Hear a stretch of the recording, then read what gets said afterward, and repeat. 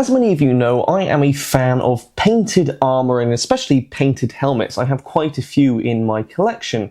But what is the actual historicity of painted armour in an ancient Greek context? Today, we're going to take a look at some really awesome studies that have been done on recreating the colour palettes of ancient statues, take a look at ancient artworks to show what could quite possibly be painted armour depicted in ancient artwork, and then take a specific look at these two examples here.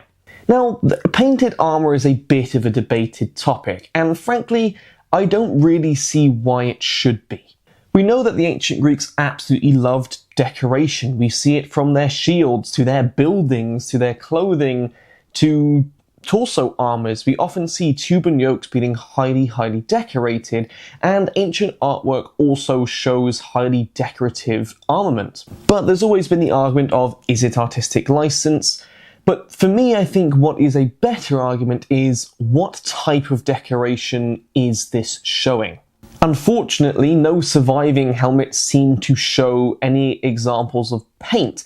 However, I'm not sure if any studies have actually been done to trace pigmentation on helmets, and it's highly likely, unfortunately, that most have been cleaned off when originally excavated 100 years ago or so. But we do, of course, see surviving embossings and engravings on helmets. And what many people pose is, how do we know if these depictions in 2D artwork, 2D mediums, are either painted, or could they quite possibly be embossed or engraved, which of course is a possibility. We also have some rather extreme examples of painted elements. Interestingly enough, often on Chalcidian style helmets of checker patterns. I have a checker pattern here on this Hermione style Corinthian. We also see scales. Are these scales painted? Are they engraved? Or are they possibly real scales? We can't necessarily be sure. But for me personally, I think that paint is a pretty safe option here. We see polka dots painted on helmets. We see sometimes entirely black helmets. Are these possibly depictions of iron helmets in the period? Maybe. We also have sometimes even depictions of entirely black muscle cuirasses as well. And there's sort of been this topic of, is this meant to be representing a painted armour, or is this possibly either like a blued style of metal, maybe an iron cuirass that's being depicted differently from the bronze? Of course, we don't commonly think of iron armour until the Hellenistic period, but the problem is that iron corrodes a lot more than bronze, so we might just not have any surviving examples. So maybe a bit of a stretch, but also could potentially be evidence of iron armour actually being used into the classical period that we don't commonly think of. But again, bit of a stretch there. We don't have any direct evidence of scale-made helmets, bar we do have boar tusk helmets from the earlier Bronze Age that are basically made of tusks to create the helmet dome. So is it possible that these scaled helmets are of a sort of leather dome construction with scales? I suppose, but I really don't think that this is the case. These otherwise seem to be perfectly typical Corinthian-style helmets or Chalcidian-style helmets. I think it's far more likely that these are either decorative scales added on or painted. I myself, unfortunately, it is not here, it's at my parents' house. I decorated one of my own Chalcidians with a scaled pattern, just painted on, and I think it resembles the artwork quite well and also does look quite striking. Scales are actually a very commonly appearing form of decoration that we see, for example, on this Sphinx here, which has been recoloured in an exhibition. And I think something that is really awesome to look at, speaking of this Sphinx that's been recoloured, are the recoloured statues. There's been some awesome studies and recreational activities that have gone on where they have basically studied the pigments left on statues. Some of them are microscopic, you can't see. Some of them you actually can see the remains of pigment. And that has allowed them to trace basically paint that would have once been on these statues. Of course, most people know this now, but some people might not. These statues weren't left white marble, they were painted. And I think this gives us the strongest evidence that we have for painted armour, because there is a lot of recoloured statues that show painted armour. This stele here, he has blue greaves and a very colourful tube and yoke style armour. Possible his helmet was also painted if his greaves were, and this is one where you can actually see parts of the original pigment left over, particularly on his face. We have this well, two very famous Chalcidian helmets with this very complex design with the lotus flower motif on the front and the scaled patterns on the domes of the helmets. We see one with a more turquoise colour, one with more of a blue, and these were once again traced from pigmentation remaining on the original statues. And this very much shows, again, painted scales, but just the existence of very vibrantly painted armour existing in the period. We also have this chap here who has a seemingly blue Corinthian helmet. Now again, some people have argued, could this possibly be trying to represent steel as opposed to bronze, or iron as opposed to bronze? Maybe. Some people have said maybe they were trying to depict the blue sky reflecting in the armour. Maybe. I think personally, just looking at other trends, that this is just quite simply a painted Corinthian helmet. It seems to be in line with other evidence of the time.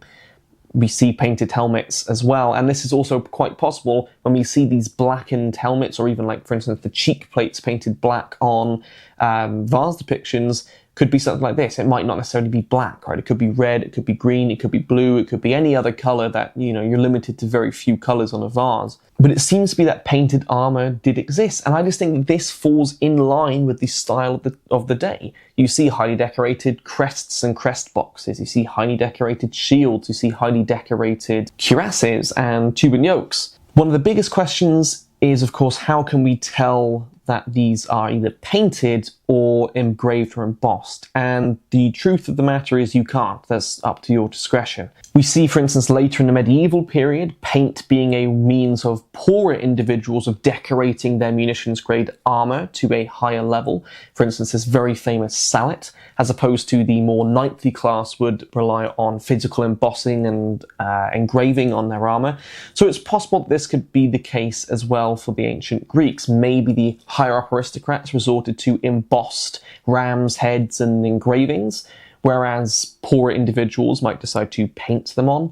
But we can't really tell this from a 2D medium. We do have surviving helmets that have embossed works, but we also have surviving statues that clearly show painted designs. So maybe we would have even seen some where they were embossed and painted. But we can't say for certain, but the evidence is there that painted armour did exist. For me personally, I think it's highly likely that some of these swirly lotus flowers on domes of helmets may well have been embossed, but then at the same time on this recreation statue, we see it just painted on. So it is really difficult for us to tell. I think you probably would have seen a mixed array of this in the period. Some people painting them, some people not painting them. Just the same way that people today have different personal preferences of colours. You might have seen some ancient Greeks loving, like this guy, the yellows and the blues and the greens and the reds. Some people might like more earthly tones. You might see some people with dyed red crests, and some people with natural coloured crests. We sort of see this personalisation appearing in armament. You might have some people painting life-size flies on their shields, or dogs pooping on their shields, and other people painting gorgons to try and strike fear. You see this personalisation really appearing in hot plate armament, which is one of the things that I love about it so much. And I think that paint would have been one of those. It's the type of thing that on campaign, if you're bored round a camp, you might paint your armour. Am I saying that all ancient Greek armour was painted? No, not at all. In fact, I think probably most wasn't. But we do have quite a lot of evidence, especially coming into the classical period, and again specifically with these Chalcidian helmets, that seem to show paint. We also have a really awesome surviving example here of a terracotta Pylos helmet that shows Amazonians painted on it. Now again, this is a work of pottery, not an actual surviving helmet, but it could potentially be possible that we have some helmets with almost realistic murals painted on them as well. Some were just geometric patterns. A little bit up in the air. You could argue it both ways, but something that I don't think we should toss aside. The same way that we see seemingly some shield blazons being very simplistic and almost silhouetted, and some that seem to be very elaborate and more realistic. I think it's highly likely that you would see varying art styles across other mediums as well. Some people have asked, well, how can you paint a metallic surface? Really quite simply. This helmet here is painted with what is called milk paint. It's a natural pigment-based paint where you mix the coloured pigment with water. And this is maybe 3 coats of paint, and it doesn't really scratch off. You seal it with an oil afterwards. It gives you a very earthy, naturalistic tone, which is very similar to the pigments displayed at the Acropolis Museum. And this is something that could very much be added onto a helmet. This one here has just been painted on with modern acrylic, which is decently similar, but I personally prefer the milk paint for the authenticity route. Experimental archaeology can show that, yeah, you can quite easily paint helmets, and with paints available to the Greeks, or at least very similar to paints available for the contemporaries. It's in line with other styles of the day, and we do have quite a lot of evidence that suggests that it took place. This helmet here is perhaps a little bit more extreme than the checker pattern. This shows, of course, ram's heads, which are a very, very common motif that we see on ancient armour, and a lotus on the top. Now, these quite possibly were more commonly embossed. I think my sort of philosophy of looking at it is likely geometric patterns and scales and things like that. Quite a safe bet that they were painted. When it comes to animal figures, we have surviving examples of them being embossed, so it's a little bit more up in the air. But again, I think some of them could have been painted. If you weren't wealthy enough to emboss a ram's head on your helmet, I don't see why you might not paint it. So this is a bit more of an abstract example of what a painted helmet could quite possibly look like, but I don't think out of the realm of reality or possibility. This one here is a very simple pattern and design that we see, that being of a checkered design. Interestingly enough, I have yet to actually find a depiction on a pure Corinthian. I have found so many depictions of this checkered pattern on Chalcidian helmets, which are typically a slightly later style of helmet, and a weird sort of hybrid Corinthian Chalcidian helmet, which perhaps I'll do a video on later, that shows these checker patterns. However, I don't see why they couldn't be painted on Corinthians. I think maybe this is just more of a popular design coming into the transitional period of the Archaic to Classical. But again, we see this style of paint job done on helmets of this contemporary period. But just something interesting to note there, that I am yet to find an actual depiction of a Corinthian with a checker pattern. Corinthians with scales, yes, I found quite a lot of them. But just something interesting of note. So there you go. Evidence of painted armour in an ancient Greek context. Personally, I think very strong, and I'm not really sure why we would question the existence of painted armour. What do I think about other ideas like iron armour in this period? I think it's interesting, and I think it's a possibility. But again, a bit more of a stretch. I'm not sure I'd recommend people commissioning steel Corinthian helmets from armourers. What do you think? Let me know in the comments section below. Do you think that this painted armour is real? Do you think it's purely artistic? Very curious to know your thoughts in the comments below. If you like what I do here and you would like to support the channel further, then please consider checking out the Patreon linked in the description, and also the YouTube memberships. A massive thank you to those of you who support me month after month. It truly means a lot. I really cannot thank you enough for that.